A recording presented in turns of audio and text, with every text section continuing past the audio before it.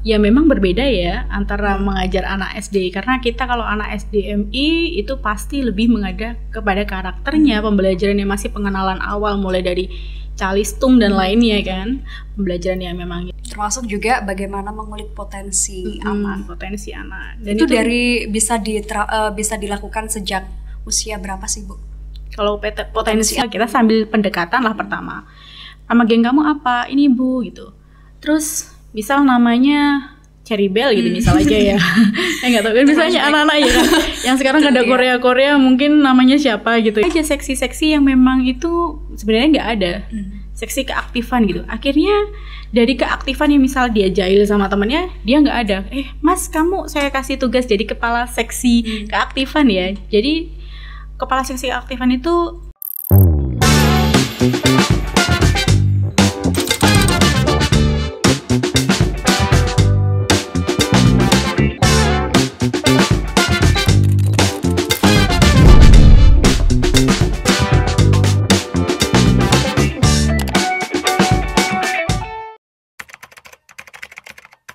Assalamualaikum warahmatullahi wabarakatuh. Hello everyone, welcome back to Kreator KPI Podcast, ruang dimana kita akan membahas topik-topik yang menarik dan juga inspiratif. Tentu saya tidak sendiri di sini, sudah kedatangan tamu spesial pada kesempatan yang luar biasa. Selamat datang Ibu Ami Nadhiroh MPD. Selamat datang juga. Sehat Ibu? Alhamdulillah sehat. Alhamdulillah sehat. Semoga netizen yang pada nonton juga selalu dilimpahi kesehatan dan juga keberkahan hidup. Amin ya rabbal alamin.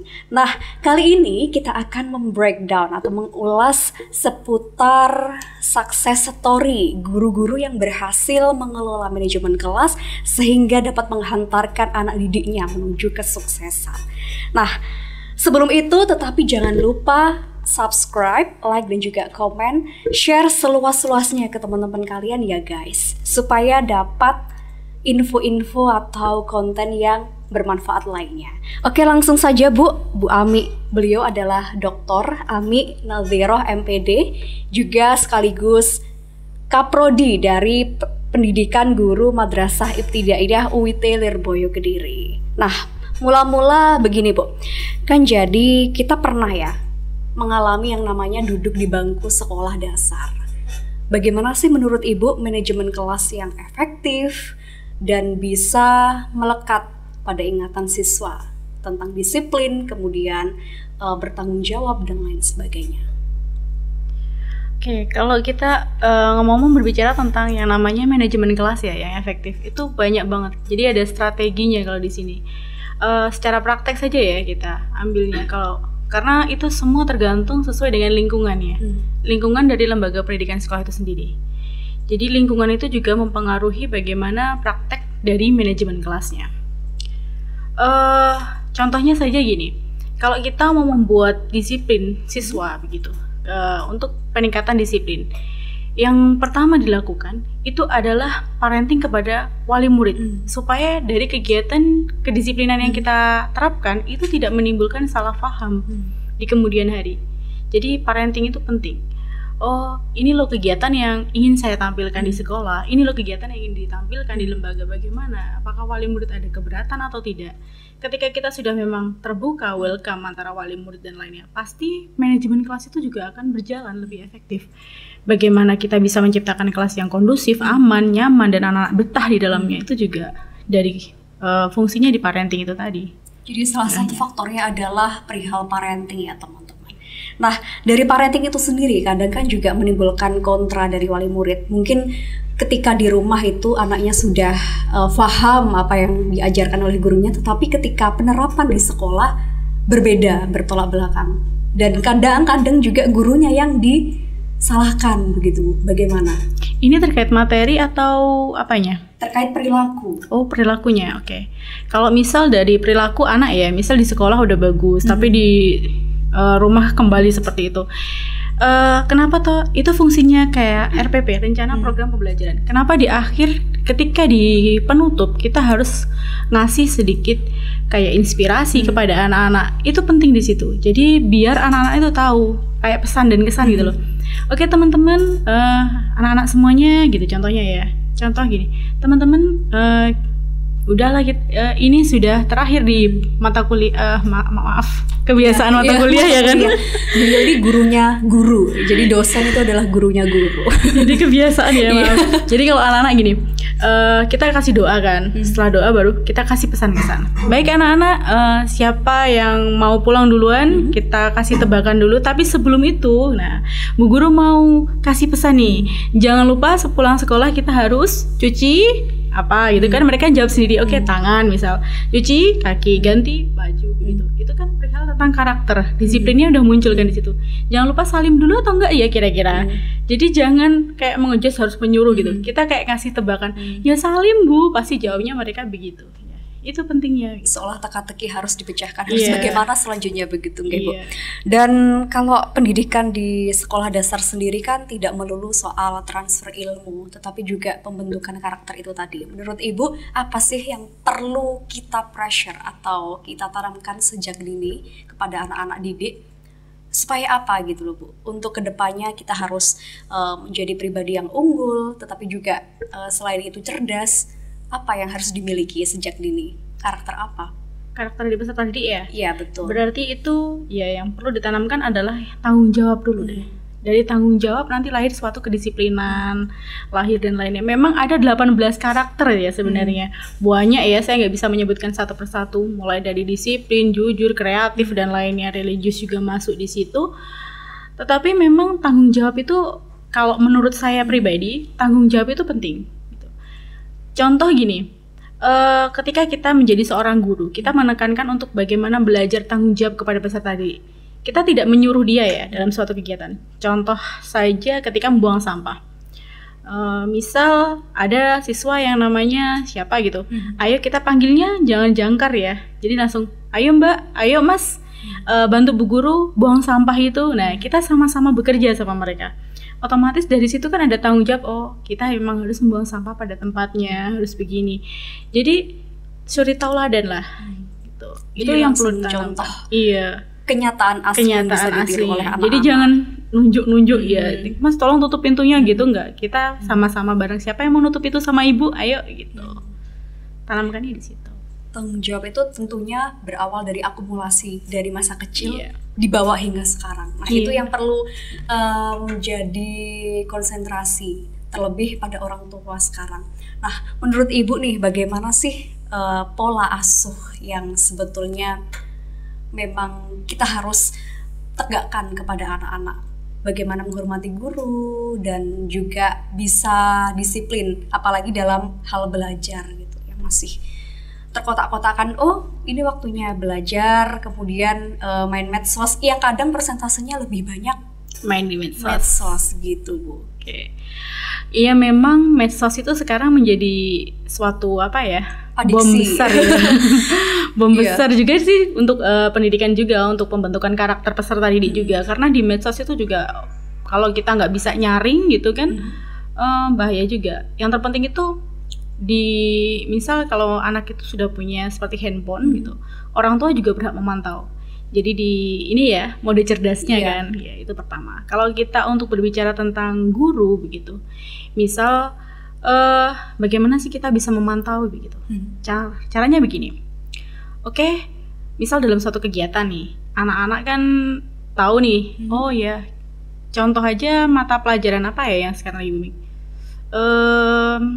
Mungkin bahasa Indonesia ya, ada Upin Ipin di situ. Kita manfaatin aja.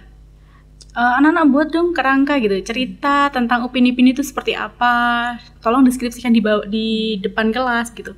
Mereka kan diajarin bagaimana mereka bisa berbicara kan. Terus lagi mereka diajarin juga menulis gitu. Itu bisa menjadi untuk menekan hal tersebut. Itu kalau media sosial seperti televisi, kalau handphone kan juga sama. Meskipun kita ngambilnya dari YouTube ataupun mereka ini nggak apa-apa begitu.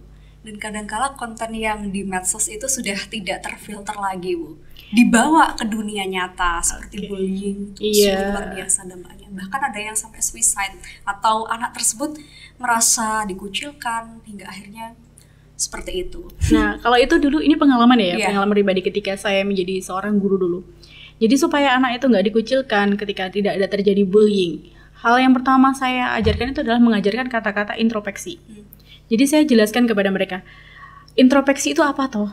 Gitu. Kenapa toh harus ada introspeksi? Sebenarnya belum ini ya, tapi kita harus tanamkan sejak dini. Jadi saya ngasih contoh, anak-anak tahu nggak introspeksi? Apa itu bu, bahasanya aneh gitu kan, masih jawab gitu kan. Jadi saya jawabnya, introspeksi itu kenapa toh kok kamu itu nggak punya teman? Jadi alasannya apa gitu? Contoh nih, Mbak kenapa toh kamu dijauhin sama teman kamu gitu kan? Tadi kamu ngapain teman kamu? Tadi saya ngelokin dia, ngolok-ngolok dia bu. Lah itu namanya introspeksi. Kalau kamu nggak mau dijauhin teman, ya kamu nggak boleh ngolok-ngolok dia. Dan kata-kata itu saya munculkan kepada semua peserta didik. Nanti kalau ada yang wadul ke ibu, bilang introspeksi diri ya gitu kan. Akhirnya kebiasaan itu. Jadi ketika bu aku nggak dibolehin, dia nangis sama saya, dia minta gini-gini. Introspeksi diri. Oh ya udah. Penanaman itu tuh penting, kata-kata yang seperti itu. Akhirnya tidak ada kegiatan bullying ataupun kejadian yang di luar nalar yang ada dalam kelas. Jadi memang penanaman sebenarnya. Iya betul. Jadi kalau anak-anak sedang berada di fase yang dikucilkan atau mendapat perlakuan yang tidak mengenakan dari teman, berarti harus diafirmasi dulu. Oh berarti kamu terlebih dahulu harus introspeksi sebelum kemudian berkaca pada orang lain. Iya. Gitu ya. Terus setelah itu lanjut kepada tolong dong, ayo saliman duanya minta maaf gitu kan. Penting kan itu. Oh, kita lihat dia nggak ikhlas, ulangi lagi, itu belum ikhlas. Saliman yang ikhlas tuh gimana? Minta maaf yang bagus itu gimana? Kita ulangi lagi gitu. Oh ya udah, saliman lagi. Setelah itu, Mas, Mbak itu temennya yang tadi diajak main sama-sama lagi. Kalau nggak diajak main berarti udah tadi salimannya minta maaf ya nggak ikhlas. Oke, mereka timbul permainan yang baru lagi. Jadi tetap silaturahim tidak terputus teman-teman. Kadang ada ya Bu ya, saya dulu pengalaman pribadi satru ya, maksudnya bertengkar dengan teman, terus ya rasan-rasan, kemudian geng ngeblok. Nah itu bagaimana sih Bu supaya tidak terjadi hal-hal yang mungkin mendiskreditkan satu dengan yang lain, supaya kita sama-sama merangkul gitu. Nah kalau seperti itu kayak ngegeng gitu ya, sebenarnya itu tuh kayak budaya nggak sih? Di kelas ini nanti pasti ada gengnya, usia per usia ya nggak sih, gitu kan. Jadi kalau misal ada nih, kita jadi guru kan, ada geng-geng gitu di dalam kelasnya, kita tahu ada geng, kita kasih clue ke mereka, apa tuh fungsinya geng? Kita tanya kembali ke mereka, nama geng kamu apa? Kita sambil pendekatan lah pertama, nama geng kamu apa? Ini Bu gitu. Terus misal namanya Cherry Bell gitu misal aja ya. Nggak tahu kan misalnya anak-anak ya kan. Yang sekarang ada Korea mungkin namanya siapa gitu ya. Terus anggotanya siapa ini? Terus kenapa kamu buat geng? Ya biar ini Bu. Terus teman yang lainnya nggak masuk geng itu gimana? Ya ini kan misal mereka akan menjelaskan. Kira-kira bagus nggak kalau geng itu? Kan nggak bagus kan ya. Ya udah nggak usah ada geng-geng, semua teman, semua bolo. Kalau ngajarkan ke anak-anak kecil itu kita harus dengan bahasa anak dan apa yang mudah dimengerti buat mereka. Kita tuh KB bolo, KB juga konco gitu kalau bahasa kita di daerah di Jawa ya gitu. Kalau nanti kamu buat geng, Bu Guru juga buat geng loh nanti. Ya mau nggak nanti kamu juga tak gengin lagi? Nggak mau Bu, pasti begitu. Jadi kita memang pendekatannya ya, meskipun kita dewasa, ibaratkan kita seperti temannya mereka. Memposisikan diri sebagai anak juga Bu ya. Jadi sekaligus mengajarkan tentang arti empati. Itu yang penting menurut saya di dewasa ini ya Bu. Terus Ibu kan juga sudah pengalaman menjadi dosen berapa tahun ke belakang. Nah, menurut Ibu sebelumnya kan mengajar anak-anak MI ya Bu ya. Itu bagaimana Bu? Dari kesan-pesan mengajar anak MI dengan mahasiswa justru berbeda, tentu berbeda. Itu bagaimana menurut Ibu? Apa yang membedakan dan apa sih mereaksikan apa kepada mereka? Oke, kalau misal ya memang berbeda ya antara mengajar anak SD, karena kita kalau anak SD MI itu pasti lebih mengajar kepada karakternya, pembelajaran yang masih pengenalan awal mulai dari calistung dan lainnya kan, pembelajaran yang memang itu. Kalau mahasiswa kan lebih kepada mendidik calon gurunya. Jadi bagaimana kita mendidik mahasiswa itu untuk supaya kamu lo calon guru PGMI, kamu harus tahu nih metode pembelajaran apa yang tepat untuk anak usia SDMI, baik itu di kelas 1, kelas 2 sesuai dengan kelasnya gitu. Terus kamu lo juga bakal jadi guru ya harus contoh dari cara berpakaiannya, sikapnya, terus attitude-nya juga harus memang diperbaiki semua di situ. Jadi memang kalau kita kepada ngajar mahasiswa itu lebih menekankan ya standar kompetensinya kependidikan analitis ya Bu, kemampuan analitis yang difokuskan. Terus menurut Ibu dari kisah-kisah inspiratif yang dulunya pernah Ibu alami, apa sih yang paling membekas ketika mengajar anak-anak MI? Yang paling membekas itu adalah ketika mereka itu ini deh satu aja ya, nggak usah banyak ya. Kalau banyak durasinya hilang di belakang layar. Okay. Yang paling membekas itu adalah ketika ada salah satu siswa gitu kan, ini contoh parenting ya, buktinya parenting, dahsyatnya parenting. Waktu itu ada memang tidak sengaja terjadi kecelakaan di dalam pembelajaran, tapi bukan di kelas saya, dan itu di luar, memang di luar jangkauan kita. Dan anak itu lari di hutan, karena dekat hutan kan dulu aja, lari di hutan gitu, kakinya itu sampai kena, tahu nggak tuh lancupan gitu loh. Nah tiba-tiba itu dari hal tersebut kan terjadi suatu kecelakaan yang memang tidak sengaja terjadi, dan itu memang karena si peserta didik itu sendiri. Besoknya saya bilang kepada wali murid, Bu mohon maaf ini ada kemarin kejadian seperti itu, sudah pernah mendengarkah gitu? Iya Bu, gimana solusinya? Bagaimana kalau solusinya nanti kalau ada anak yang memang nggak pakai sepatu, ini sepatunya saya sembunyikan dulu, tapi nanti jikalau pulang Ananda itu menangis bagaimana? Nggak apa-apa Bu gitu. Mereka malah welcome, jadi terbuka gitu loh. Kita juga nggak melanggar tentang undang-undang perlindungan anak tentunya. Betul. Kan. Terus ketika ada salah satu memang sepatunya yang dilepas, saya sembunyikan, terus dia nangis, minta ke orang tuanya ketawa, lu anakmu sing kena anakmu kan ya, gak apa-apa gitu. Akhirnya besoknya ketika dia masuk lagi, semua pada pakai sepatu, dan sepatu itu memang sudah saya kembali ke, sebenarnya sepatu itu saya sembunyikan, tapi diam-diam saya minta tolong kepada kakak kelas yang memang waktu itu lagi istirahat untuk mengasihkan kepada orang tuanya gitu. Jadi memang seperti itu, fungsi parenting itu dahsyat banget. Jadi ada MOU kerjasama ataupun apa, kita bisa tahu, oh anaknya Bu, anakku nggak tahu sinau, oh ya kita harus buat jam tambahan, misal tugas tambahan atau bagaimana, atau kita buat tebak-tebakan metode yang asik gitu. Itu yang paling membekas. Dan ketika saya resign, banyak yang menangis itu loh, ya Allah Bu, saking kenapa? sudah cintanya sama guru gitu. Jadinya gitu, itu yang paling berkesan menurut aku. Jadi kegiatan-kegiatan tersebut yang ini menyadarkan siswa tanpa menjustifikasi. Jadi teman-teman, itulah arti dari empati dan tanggung jawab yang harus kita suplaikan terus ke anak didik, khususnya bagi guru madrasah ibtidaiyah dan calon orang tua pada khususnya. Nah teman-teman, menyoal terkait manajemen kelas ya Bu ya. Saya dulu dari kelas 1, kemudian kelas 2, kelas 3 ada perguliran yang namanya pengurus dari kelas itu sendiri, dan itu ditunjuk anak-anak kepada anak-anak. Nah itu penting gak sih Bu? Krusial gak sih? Maksudnya ketika kita memberikan tanggung jawab, melatih tanggung jawab mereka dengan memberikan suatu amanah tertentu kepada siswa. Menurut saya itu sangat bagus ya, krusial banget. Jadi contoh nih, kenapa ya itu dikatakan itu bagus banget diterapkan. Contoh, ada siswa yang memang dia aktifnya kebangetan ya, dia aktif gitu. Otomatis adakan aja seksi-seksi yang memang itu sebenarnya nggak ada, seksi keaktifan gitu. Akhirnya dari keaktifan yang misal dia jahil sama temannya, dia nggak ada.